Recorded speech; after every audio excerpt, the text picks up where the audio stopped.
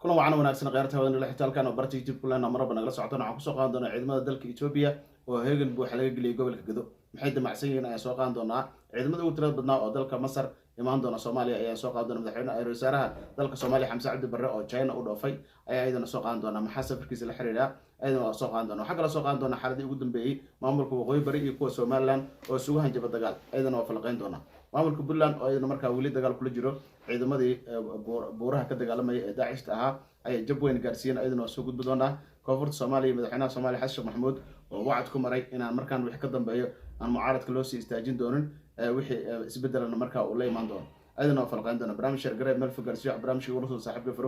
Fargod barnaamij ku soo dhaw ciidamada gobolka Gedo ee dalka Ethiopia heegan buu xal geliyay xuduudkii dhan ciidamada soo dhoobtay waxaana sheegay in Masar ay soo socoto dagaalna ay ku dhawaaqeen Burhaan Jul wuxuu leeyahay Masar haday imaado gobolka Gedo ana la dagaalanaa marka dhufeysay qoteen ciidamada dalka Ethiopia xalkuna waa faro ka baxay maxay kula tahay والله تقول ولا سادالين ciidamadan inay yimaadaan qayb bayna ka ahaayeen oo ciidamadii loogu talagalay dalka Soomaaliya inay yimaadaan loo ogolaaday masaaradu qayb bay ka noqdeen dawladda federaalka Soomaaliya ana dalbatay oo gobolka Gedo si looga cirib tiro kooxahan argagixisada ah iyo guud ahaanba deegaanada Jubbaland ayay u keenaysaa Ethiopian-kuna waxay istuseen barnaamij ama xisaabaad khaldan oo agbi ahaanba gobolka Gedo iyo ummadda Soomaaliyeed inay ayagu admoodaba inay damaanadooda qaadeen oo ma garanaysaa ay kharibayaan damaanad kharibaad aweeye wax kala ma aha inay kharibayaan marka wayna sayaan oo masaarada iyo Ethiopia waxa ka dhaxeeya wabiga Abay ee ay dhawaalaba dhisaysay hadda la doonayo in ma garanaysaa xarig jar la sameeyo oo waliba dib ay u dhacday la leeyahay bisha 10aad baa ugu dambeyn la sameyn doona bisha 9aad hadda foodo nagu soo haya wala sameyn doona la leeyahay way horta arinta meesha socota marka ciidamo aad u fara badan oo ka soo qalin jabiyay dalkaasi Masar wayba jiraan oo waxa weeyaan laftigooda isu diyaarinaya hadii ay ku soo ogol yahay sidii hadii uu dagaal dhexmaray iyaga iyo Ethiopia in ma garanaysaa halkaasi ay isku farasaaraan marka dawladda federaalka Soomaaliya kulli bisad iyo jiir bay meel isugu keentay oo Ethiopia waxa weeyaan waa kuwa baydhabi iyo deegaano fara badan ama gobolka maxaan ku dhahay deegaanada Jubbaland ka jooga haday ay keento marka ciidamadan masaarida haday keento Ethiopian kuwaligood ba faragelin ba ambay waxay ku hayaan dalka Soomaaliya oo kala qoqobayaan oo hatta waxayba taageerayaan ma kooxan argagixisada iyaga taageerayo sidoo banu taageerayo inta hub meel u dhigaan bay uga baxaan oo habeenkii uga guuraan marka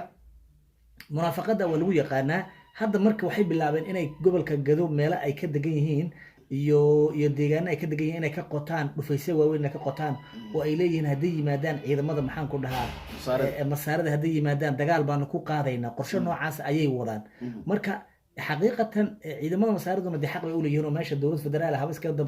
dabar daraatee ayaa dalka Soomaaliya ka jirta marka waxa weeyaan igu soo orod ma aha hawsha socota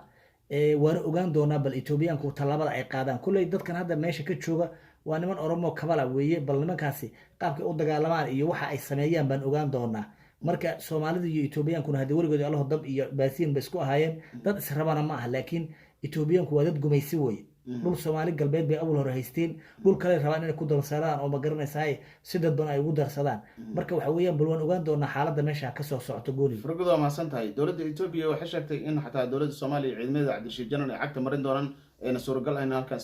sii joogaan ciidamadana waxa leeyahay waxay barashar saareen ciidamada gobolka Gedo jooga dawladda Soomaaliya marka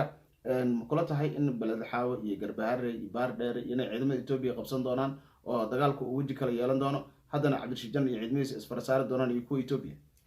wallahi waxa la isweydiinayaa meeshan Ethiopia laga baryahayo ee marra ay diyaaradaha mamnuucayso marra canshuur ay ka qaadanayso horta waa dalkii Soomaaliya dhulkii ummadda Soomaaliya hadda koor Ethiopia ay ka haysatay ma aha dhulkii Soomaali galbeed hadda koor ay haysatay hadda koor 1977 uu abaal koonfur ugu shubay General Maxamed Siyaad Barre Ethiopian-ka iyo Mengistu Haile Mariam buu ahaa hogaaminayay horta ma aha dhulka intay xalaalaysatay tii weyneed barta inay ku xukunto midda laga hadlayo waa waxa weeyaan waa lambar 7kii way waa lambar 7kii oo haddana maanta taalla intii ka taagtay meesha lagu magacaabo Addis Ababa ay Somaliland gaar uga jartayba lambar 7kii bay iyo gaar uga jartay oo dal madax banaan bay ka dhigtayba waa khariiradii qaaradda Afrika intay samaysay marka dhibku ma aha Ethiopia ee dhibku waa Soomaalida u kala dhuumanaysa Soomaalida munaafaqada ay ka badatay oo dalkoodii iyo dadkoodii iyo diintoodii midna aan ilaashanaynin ama siyaasi ahaado ama nin kaloo ma garanaysaa galgal u leh maxaan ku dhahay siyaasadda ha noqdee dhibaatadu waa soomaalida oo qabiil iyo balaayo iyo munaafaqad u kala fadhida weeye oo qoloba walbaba ay bahasha soo jiidanayaan marka soomaalidu intay sidan yihiin dulinimo ka bixi mahayaan dowlad awood la heli mahayaan sharaf iyo cirdigooda inay ilaashadaan heli mahayaan wiil afguduudan ayaa u talinaya marka soomaalidu weeye dhibka ee Ethiopia ma aha Ethiopia hadday soomaalidu madaysan tahay meel ka soo gashay lama heleen wanaga joogan baa la dhihi lahaa hadday diidaan birta laga asli lahaa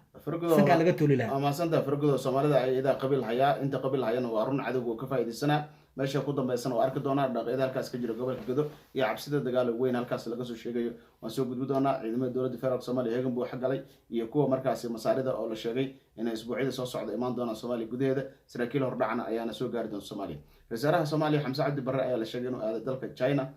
magaalada Beijing ayaa la sheegay inuu tagay wararku waxay sheegayaan halkaas wada hadallo uu ku leeyahay dhankaasi madaxda dalkaasi China iyo Mareykanka waxay ku tartamayaan Soomaaliya gacan ku haynteeda maadaama qolo walba ay tartan ugu jirto macdantii shidaalkii howlo badan oo Soomaaliya ka socdo in markaa tartan adduunka ugu jiro marka China iyo Mareykanka waxa loo leeyahay farqidow ee tartankaas ka dhaxeeyo waa arrimaha Soomaaliya iyo si nin walba ugu yeelan lahaa galangal marka maxay kula tahay ma China Soomaaliya u roon mise Mareykanka u roon tartanka siyaasadeed oo hadda aad u sii kordhay والله أنا وحنا لها ما منافقة China سيدا دولته ولا تعامله عدو كسور جدا نوشة عدو تاجرسين نوشة ها دولته ولا تعامله China أنا الصومالي هانو دام ويا مريكان كو dawladdu uu taageeraa waxyaalaha ciidan la tababaray iyo dawladda xoog dacmi uu siiyo way jiraan laakiin intiisa waa munaafaqada intiisa ayaa munaafaqada oo imaaraad iyo balaayo kale iyo maxaan ku ingiriiska iyo balaayo kale ku dabalaba laakiin China hadduu damco inuu dalka Soomaaliya dhiso yani toos buu garab istaago toos buu u dhisi Soomaalidu waa hore waxaan idhi intaad Mareykanka iyo Ingiriiska iyo waxan ka guurtaan toos u aada China-hana u kaashada maxaan ku dhahay kooxan argixisada inuu soo afjaro oo ma garanaysaa hub iyo saarad military ba ka qaata kadibna wax weeyaan hore u socdo maxaan Mareykanka إنجليز ولكن اللي كده بتاجنتين. تركيا كورن أيوة تركيا نفتكر أيوة هذا الشيء الكبار أيوة. والله يجوا يهون. برضه عيدنا الزايد وضان. والله يجوا تركيا ويهون يهين. سيد الله بهنا معه. وتركيا لو سيسوا نفقات بقى يكبرها. أو سيد الله بهنا. تركيا لو افتقدوا معها. مركا وحويان China يروشكا يتركيا way dhaamaan Mareykanka iyo Ingiriiska way Mareykanka Ingiriiska daban daabiyo iyo ummadda Soomaaliyeed in la kala jaro mooyaane aqli kale ma bahayaanba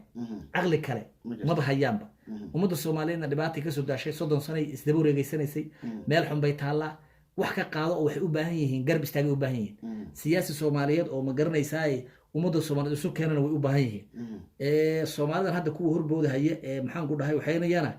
waa dad ummadda Soomaaliyeed boqolkiiba ay ku kalsoon yihiin ma aha marka aniga waxaan leeyahay ummadda Soomaaliyeed waxay u baahan tahay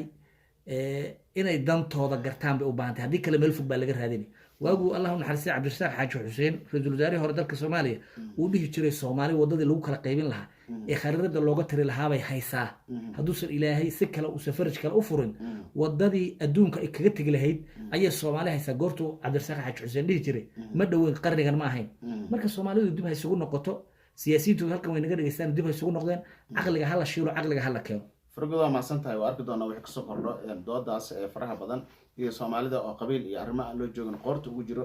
muddo 35 sano aan ayaga isku dhagan oo leeyihiin kan waa reer hebel kan waa reer hebel horumarna ma wada dalka oo qariba qaylada bilaabato maalinta madaxweyne la doorto way ku dhamaanaysaa maamul goboleedyo kale dawladda la soo maraya ayaga loo isticmaalaa imaaraad iyo qolooyin kala dhaqaale ku bixinaya Ethiopia si ay markaas u fashilanta dawladnimada Soomaaliya dadkii Soomaaliyeed ee garan lahaana in dawladnimada Soomaaliya la adkeeyana ayaga qabiil u kala safano ninka madaxda noqday markaas caay ku bilaabayaan kii biri ayaga taageersanayeen qabiilkooda adoo yimaadana waa taageerayaan kii qabiilkooda ahayn markoo biri yimaadana markaas caayda iyo dacaayada bilaabay marka waxaan dhihi lahaa ummad Soomaaliyeed inta qalbigooda ka baxaya qabiilka horumar ma gaarayso barnaamij shargareya meel fog gaarsiin farqada waxaan tagaynaa maamulka waqooyi bari iyo Somaliland ciidamo isku diyaarsan labada maamul sanad military-na waa la soo keenay oog iyo boqdarkeyn ciidamo aad u tiro badan la keenay tababarra ciidamo la soo xiray xadmadoow aan jabay xiriir Somaliland markay ku fashilantay inay maxalli raada ayagoo maamulana soo weeraraan ka guuleysanay waxay isku dayeen in qaab qabiilaysan ay dadka isugu diraan oo dadka reer miyiga isku diraan marka xiriirtiina ku diraystaan anaguna diyaar u nahay ciidanka hadii la dhisi waayeen oo wuxuu yiri priority koowaad iyo labaad iyo saddexaad ciidanka la sii waayo حتى الجريتان كان لا سويدين دونا هذا الكاس وهذا الأدق عبد المذوب محاول جدا عليه كرتا عبد المذوب هرت ورتي وحويان وإذا بدأ يكون تاجن تهي ماملك محاق ولا وقوي برد إذا بدأ يكون تاجن هوي ما أنا كنت قال كقرحي ودقال كقاعدة هي إلى يومنا هذا ninkaas wuxuu u taagnaa dhisidda ciidan buu taagnaa iyo difaacidda deegaanadaas ninkaas waa ninka ay maamulka Somaliland aad iyo Muuse Bixi aad uga soo horjeedeen way in badan ku dadaal jireen sidii ku dil lacagta xataa u soo bandhigeen ha sidii ay ku dili lahaayeen ay aad iyo aad ma garanaysaa ugu dadaaleen say doonto ha noqoto Somaliland ninka hadda haysta waa inaan kalsooni badan aan ku qabo qaabka uu wuxuu wado nin Ethiopia iyo waxyaabaha iyo la hoos ordayana ma aha sidii Muuse Bixi nin haddii bay ku soo ogol yahay dagaal maal walba u taagana ma waa nin doonaya xasilin iyo siyaasad furfurnaan ah inuu wax ku xaliyo doonaya way Soomaalidana xaqiiqatan Cabdiraxmaan iyo qolada Somaliland way faansan yihiin maanta nimankana waxay u arkaan waqooyi bari maamulkaas nimanka samaystay dawladdaas yarta nimanka samaystay waxay u arkaan Somaliland niman isaaqo oo dawlad samaystay oo u doonaya inay u dawladeeyaan arrintaas mar haddii meesha imaato qabiil imaatana Soomaalidu waxa haboon in isfahan iyo wixii lagu xaliyo haboon aniga marka Cabdiraxmaan iyo maamulka waxaan u soo jeedin lahaa in intay hubkan iyo wuxuu Muuse ku fashilmo weeyaan qorigan ay la ordeen intay dhigaan in xal siyaasadeed ay raadiyaan oo qoladan waqooyi bari haddii sida intay maamul ku noqdaan banaankooda ka maraan falilah alxamd ilaa cid lama joobi kartee haddii kale oo ay isfahmaan falilah alxamd iyadana waa khayr way laakiin anigu waxaan ka soo horjeedaa dhimashada faraha badan iyo dhalinyaradan la isku xaabaynayo ee wax aqli iyo wax ma garanaysaa aan keenaynin hadda in badan baan ka hadlo waxaan idhi maamulka Somaliland intay dib laascaanood u qabsadaan oo dib uga taliyaan habeenka calabtay dadkii dhintay ma way soo noolaan habeenka calab ma soo noolaanayaan Somaliland waxay kaga talin kartaa in dadkaas si nabadgelyo ay ku qancaan qori iyo xabad ahayn laakiin qori iyo xabad ban inta qaataan ku soo celini haba ka yaabin way qabaa'ilka iyo dadka wala kala yaqaana nimankan hadda faqishini iyo dhulbahantaha iyo warsangeliga iyo siiba nimankan dhulbahantay adeer waxay beertaan misaga ma beertaan nimankan iyo qare iyo bahalka ciidan iyo qor leebar ha misaga iyo ma beertaan iyo babay iyo bahalka ma beertaan sida maxaan ku dhahay waxyaabahan khayraadka ka baxa koonfurta Soomaaliya waxay beertaan waa baaruud iyo dagaalba fargada ma san tahay oo arki doona wax ka soo kordho hanjabaadaas iyo ciidamada la isku soo aruurinayo meesha ay ku dambayso ra'iisul Soomaaliya Xamse Cabdi Barre ee dalka China wada hadalla ay ku leeyahay dawladda markaas China warar fara badan ayaa qalabsan ayaana ka soo baxay sababta halkaas u tagay laakiin warkeena dambe ayaa si toos ah ugu maqli doontaan oo xogta oo rasmi ah ay soo gudbi doonaan haddaan tagno dhanka magaalada Burco waxaa la sheegay in ciidamada hay'adda NISA ama loo yaqaan sirdoonka Somaliland inay la wareegeen xabsiga magaalada markaas Burco kadibna ay halkaas ka sii daayeen maxaabiis ku xirnay arrintaas dadka la yaab ku noqotay dood far badan ka dhalisay magaalada Burco Cabdiraxmaan Cirana uu la yaaban yahay ayaa markaas ayadana warkeena dambe ku maqli doontaan iyo xaaladda halkaas ka jirto waa arki doonaa wixii ka soo kordho